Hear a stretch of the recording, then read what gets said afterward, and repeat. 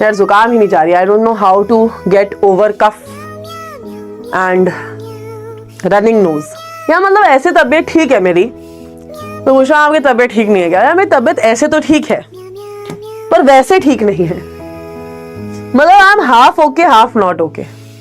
होता है ना कि मैं बीमारी है पर बीच की बीमारी हो रखी है कुछ, जो ठीक नहीं हो पा रही है ना? आप ठीक भी हो पर ठीक नहीं भी हो।